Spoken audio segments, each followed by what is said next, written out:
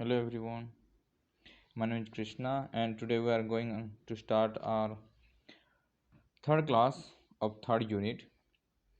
यहाँ पे हम लोग देखेंगे treatment of stock in cost sheet and कुछ प्रैक्टिकल क्वेश्चन में उसका सॉल्व करेंगे।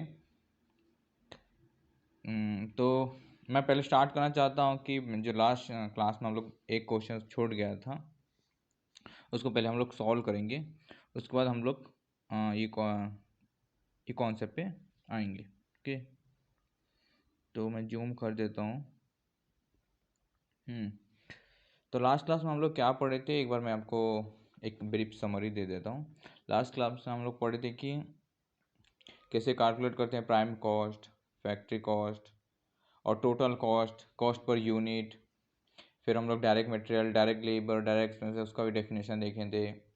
ओवरहेड किसको बोलते हैं, टाइप ऑफ ओवरहेड्स क्या क्या होता है, किसको प्राइम कॉस्ट कहते हैं, ये सब हम लोग लास्ट क्लास में हम देखे थे। अभी इस क्लास में ये इलस्ट्रेशन 6 ख़त्म करने के बाद हम लोग आपका नया कॉन्सेप्ट चालू करेंगे, treatment of stock in cost sheet. Okay, तो मैं क्वेश्चन पढ़ता हूँ first. Calculation prime cost from the following cost data. तो यहाँ पे क्या क्या दिया है क्वेश्चन में, मटेरियल कंज्यूम 36,300, वर्क कॉस्ट दिया है 46,800, फैक्ट्री ओवरहेड दिया है 75% ऑफ डायरेक्ट लेबर। ये क्वेश्चन स्लाइटली डिफरेंट है जो हम लोग जो बाकी क्वेश्चन हम लोग किए अभी तक। तो ये क्वेश्चन में क्या आपको खाली मटेरियल कंज्यूम मतलब डायरेक्ट मटेरियल जो होता है वो मटेरियल कंज्यूम है। वर्क कॉस्ट दिया है, जो प्राइम कॉस्ट में हम लोग फैक्ट्री ओवर ऐड करेंगे तो वर्क कॉस्ट आ जाता है। लेकिन यहाँ पे एक क्लू दिया है, फैक्ट्री ओवरहेड जो 75% ऑफ डायरेक्ट लेबर है, लेकिन हम लोग डायरेक्ट लेबर नहीं दिए। तो यहाँ पे हम लोग क्या करेंगे, नॉर्मल जैसे हम लोग बनाते हैं कॉस्ट शीट लिखेंगे। यहाँ पे मैं हाईलाइटर निकालता हूँ। जैसे यहाँ पे मैं लिखा कॉस्ट शीट। ओके, फिर डायरेक्ट मटेरियल जो क्वेश्चन में दिया है 36,300। यहाँ पे हम लोग क्या करेंगे, डायरेक्ट लेबर को एक्स लेंगे। ओके, और डायरेक्ट एक्सपेंस आपका क्वेश्चन में दिया नहीं है तो हम लोग नील लेंगे। तो आपका प्राइम कॉस्ट आ जाएगा 36,300 प्लस एक्स। ओके, फिर आपका ऐड करेंगे फैक्ट्री ओवरहेड और factory cost. Factory overhead factory overhead क्या दिया है क्वेश्चन में, आपको फैक्ट्री ओवरहेड दिया है यहाँ पे 75% ऑफ डायरेक्ट लेबर का दिया है। तो डायरेक्ट लेबर क्या है आपका, एक्स है, तो 75% ऑफ एक्स कितना होगा, 0.75x। ओके, जैसे मैं यहाँ पे कर दूँ, देखो ये आपका है 75% ऑफ डायरेक्ट लेबर, तो 75% इंटू एक्स आपका आ जाएगा 0.75x। ओके, फिर prime cost plus factory cost add करेंगे तो आपका आ जाएगा वर्क कॉस्ट। ये क्वेश्चन में दिया है 46,800। ठीक, एक बार मैं इसको हटा देता हूँ। तो अभी आपको ये इक्वेशन सॉल्व करना है। ये क्वेश्चन है, इक्वेशन बन रहा है 36,300 36,000 ये प्लस ये, तो आपका आ जाएगा टोटल 46,800।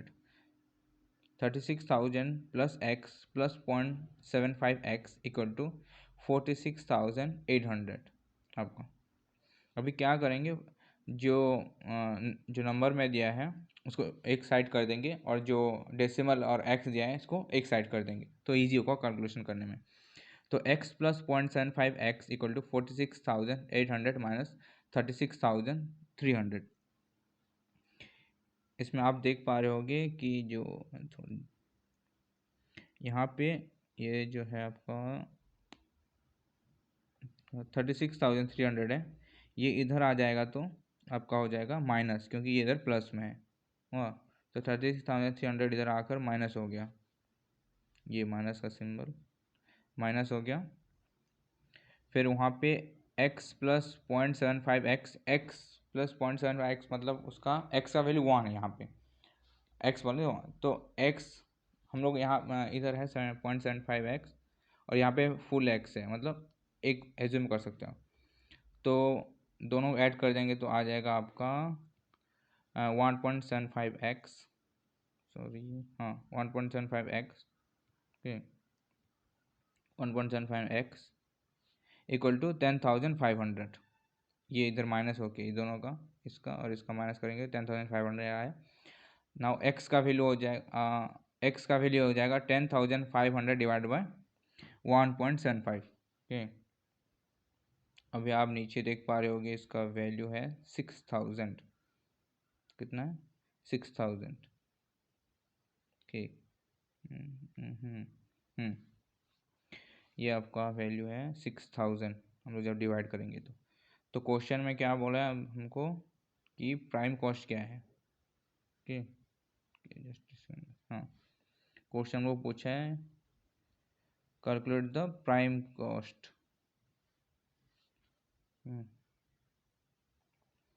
तो कैसे हम प्राइम कॉस्ट कैसे आता है, प्राइम कॉस्ट इक्वल टू 30, हम लोग यहाँ पे निकाले थे ना, ये देखो प्राइम कॉस्ट 36,000 प्लस एक्स। अभी एक्स का वैल्यू आ गया 6,000, ठीक। तो 36,000 प्लस 6,000 आपका आ जाएगा प्राइम कॉस्ट, ये रहा, ये है आपका, अच्छे से देख लीजिए 36,000 प्लस 3,000, 36,300 प्लस 6,000 इक्वल टू आपका हो जाए 42,300। ये आपका आंसर। मैं एक बार अच्छे से जूम कर देता हूँ इसको नीचे का, तो आप लोग देख पाओगे।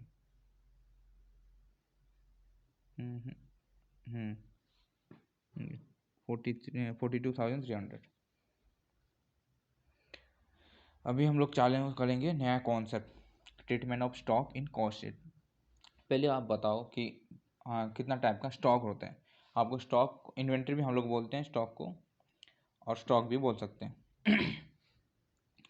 तो एक, जैसे हम लोग का कोई मैन्युफैक्चरिंग कंपनी है कि ट्रेडिंग कंपनी है, जो भी कंपनी है, अपना दुकान है, दुकान सब अलग, जो वहाँ पे इन्वेंट्री रहता है, जो गुड्स रहता है, वो 3 टाइप का होता है मोस्टली।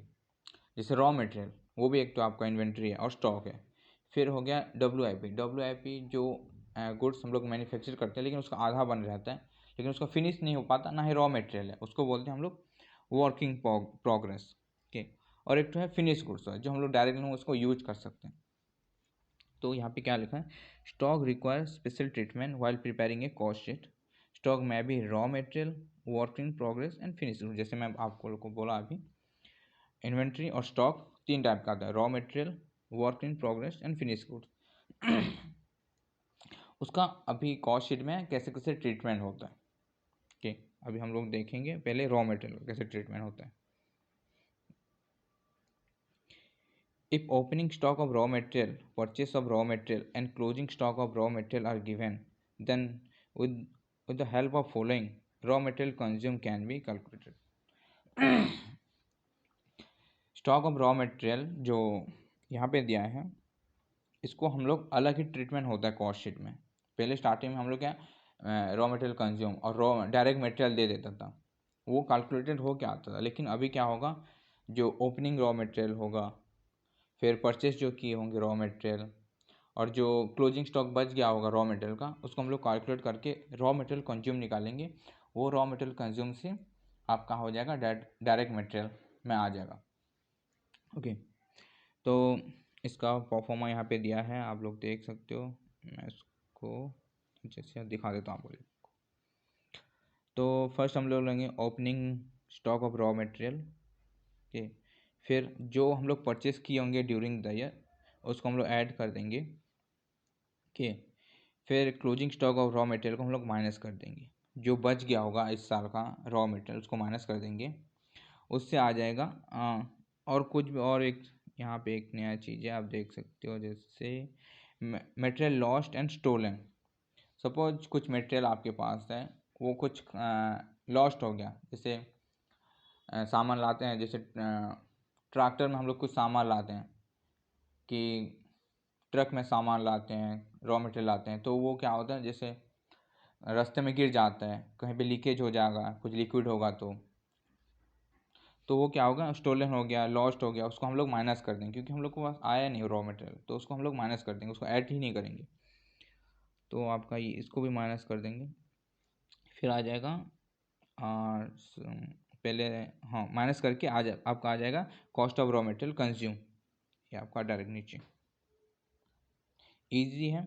जो पहला ओपनिंग मतलब जो at the beginning of the year में जो रॉ मटेरियल है उसमें ऐड करेंगे परचेस, जो इस ड्यूरिंग द ईयर खरीदे हैं उसको परचेस को ऐड करेंगे, लेस कर देंगे जो क्लोजिंग रॉ मटेरियल होगा जो at the end of the year में बच गया होगा, और जो रॉ मटेरियल जो आपका लॉस्ट हो गया और चोरी हो गया। ठीक, उसको आपका ये स्टॉक ऑफ रॉ मटेरियल हो गया। अभी एक क्वेश्चन करेंगे, आपको और क्लियर हो जाएगा इसके बारे में। ठीक है, मैं जूम करता हूँ क्वेश्चन को first. Calculate the cost of raw material consume, simple question. इससे क्या होगा, आपको क्लियर हो जाएगा जो थ्योरी हम लोग पढ़ेंगे। स्टॉक ऑन 1 जनवरी 2030, इसका मतलब क्या हुआ है, 1 तारीख को स्टॉक दिया है, इसका मतलब ओपनिंग स्टॉक, ये आ जाएगा आपका ओपनिंग स्टॉक। हाँ, स्टॉक ऑन 31 जनवरी 2013, मतलब उसी महीने का, उस जनवरी मंथ का 31 डेट में क्या है स्टॉक, मतलब क्लोजिंग। उस साल परचेज किया हम लोग 50,000 का। परचेस रिटर्न मतलब कुछ खरीदे थे उसको रिटर्न कर दिए, परचेस रिटर्न।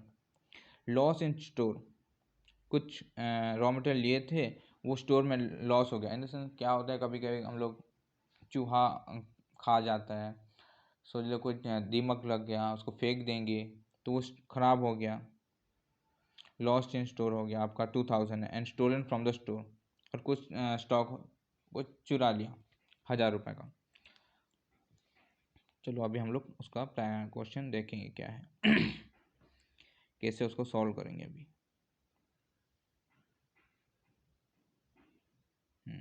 मैं कर दिया हूँ पहले से ही, आपको इजी होगा अभी समझने। ओपनिंग स्टॉक 1000, ऐड करेंगे परचेस और माइनस कर देंगे जो रिटर्न कर दिए गुड्स 5000 का। ओके, तो आपका आ जाएगा नेट परचेस आ जाएगा ये 45,000। ओके, फिर ओपनिंग से हम लोग परचेस को ऐड करेंगे तो आपका टोटल आ जाएगा 46,000। अभी क्या क्या लेस करेंगे, जो लॉस्ट हो गया था, जो स्टोलन हो गया था, मतलब जो चुरा चुरा के ले गए थे, और जो गुम हो गया, और क्लोजिंग स्टॉक, तीनों को हम लोग को माइनस करना है।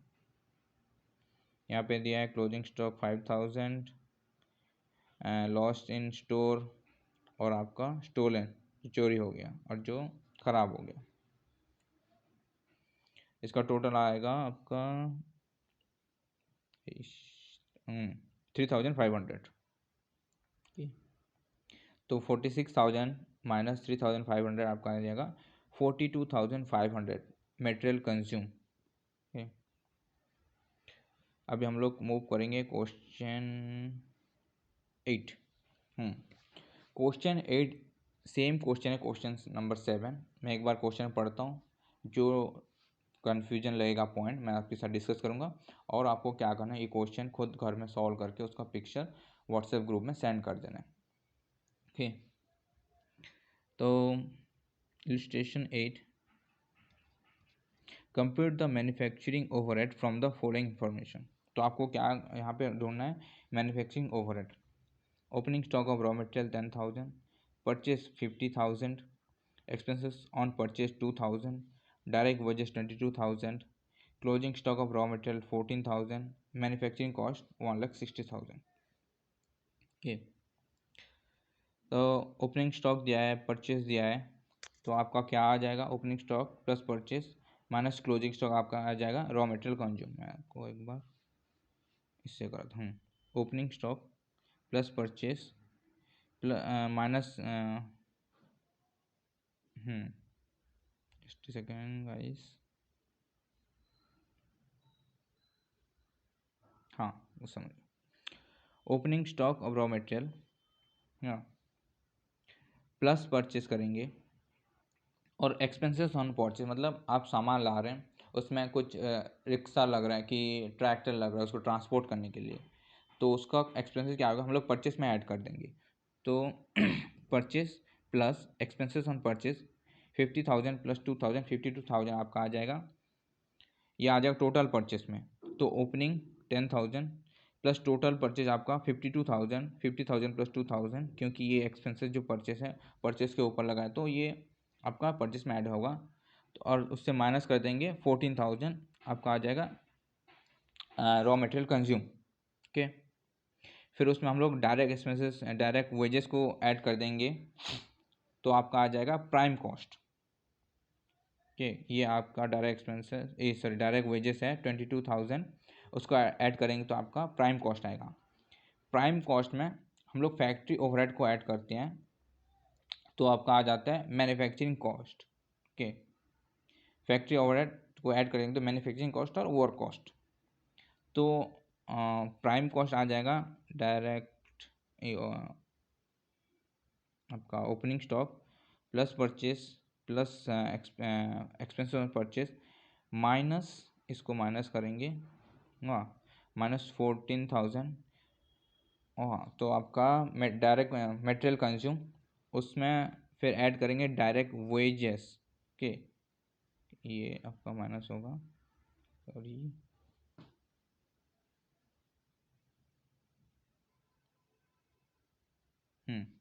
डायरेक्ट वेजेस को ऐड करेंगे तो प्राइम कॉस्ट आएगा। प्राइम कॉस्ट में हम लोग फैक्ट्री ओवरहेड और मैन्युफैक्चरिंग ओवरहेड जो आपको सूटेबल लगे जो सेम है, मैन्युफैक्चरिंग ओवरहेड को ऐड करेंगे तो आपका मैन्युफैक्चरिंग कॉस्ट आ जाएगा, सॉरी फैक्ट्री ओवरहेड को ऐड करेंगे तो मैन्युफैक्चरिंग कॉस्ट आ जाएगा। तो मैन्युफैक्चरिंग कॉस्ट ऑलरेडी गिवन है ये यहाँ पे, तो आपको क्या करना है, जो प्राइम कॉस्ट और मैन्युफैक्चरिंग कॉस्ट के बीच में जो है वो आपका आ जाएगा मैन्युफैक्चरिंग ओवरहेड। ओके, आप खुद एक बार ट्राई करना, नहीं होगा तो ग्रुप में पूछना, नहीं तो कमेंट सेक्शन में पूछ कर आप लोग मैं आपका आंसर प्रोवाइड कर दूंगा। ओके, सिंपल क्वेश्चन है, कुछ हार्ड नहीं है, आप ट्राई करना तो प्रैक्टिस होगा, जितना प्रैक्टिस करोगे उतना इजीली क्वेश्चन एग्जाम में बनेगा। ओके, अभी हम लोग जैसे स्टार्टिंग में हम लोग डिस्कस किए थे टाइप ऑफ स्टॉक, तो फर्स्ट हम लोग का तो ये हो गया, रॉ मटेरियल हो गया। अभी करेंगे work in progress. Work in progress का कैसे ट्रीटमेंट होता है आपका कॉस्ट शीट में। Okay,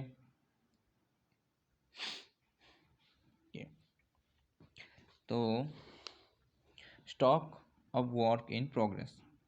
work in progress means unit on which some work has been done but which are not yet complete। कौन से जो रॉ मटेरियल होता है उसमें कुछ काम किए होते हैं और उसका कंप्लीट नहीं होता पूरा, कुछ 50% 60% 40% काम होता है और वो बचा रहता है और उसको येट टू बी कंप्लीट, मतलब उसको कंप्लीट करने में टाइम लगेगा फिनिश गुड्स में कन्वर्ट होने के लिए। Okay, work in progress is value at prime cost और वर्क कॉस्ट बेसिस। इस वर्क इन प्रोग्रेस का दो मेथड है, एक तो प्राइम कॉस्ट के बेस में होगा और वर्क कॉस्ट के बेस में वैल्यूड होगा आपका प्राइम कॉस्ट बेस में और वर्क कॉस्ट के बेस में, but the latter valuation is preferred. Instruction in this respect should be carefully noted from the language of the question. आपको question पढ़ के समझ में आ जाएगा, नहीं तो वहाँ पे इंडिकेशन दिया होगा कैसे आपको रॉ मटेरियल ये सॉरी वर्क इन प्रोग्रेस का कैसे वैल्यूएशन करना है, कौन सा मेथड से। हाँ, पहला मेथड क्या है, if the work in progress is valued at prime cost basis, then it's adjusted before the calculating the prime cost as shown below. Second, if the work in progress is valued at work or factory cost, then opening and closing stock will be adjusted as follows. Okay, दो method है, एक तो आपको adjust करना है prime cost से पहले और दूसरा एडजस्ट करना है आपको मैन्युफैक्चरिंग और वर्क कॉस्ट से पहले। तो उसका हम लोग परफॉर्मा देखेंगे, डायरेक्ट मटेरियल कंज्यूम के डायरेक्ट मटेरियल डायरेक्ट वेजेस, इससे आपका आ जाता है प्राइम कॉस्ट। ओके, लेकिन प्राइम कॉस्ट से पहले हम लोग को उसको एडजस्ट करना है opening work in progress add करेंगे, less closing work in progress, तो उसमें आ जाएगा आपका प्राइम कॉस्ट। सेकंड मेथड क्या होता है, if the work in progress is valued at work और factory cost then opening and closing stock will be adjusted as follows. आपका प्राइम कॉस्ट आ गया, प्राइम कॉस्ट में हम लोग ऐड कर देंगे फैक्ट्री ओवरहेड इनकर, फिर इसमें ऐड करेंगे वर्क इन प्रोग्रेस बिगिनिंग में, इसका मतलब होता है opening, lace work in progress closing, okay. तो आपका आ जाएगा फैक्ट्री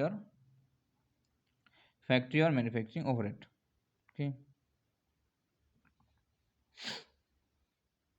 फिर हम इसका क्वेश्चन हम नेक्स्ट क्लास में सॉल्व करेंगे। आप एक बार इसको गो थ्रू करिए, जो समझ नहीं आ रहा है ग्रुप में पूछिए कमेंट सेक्शन।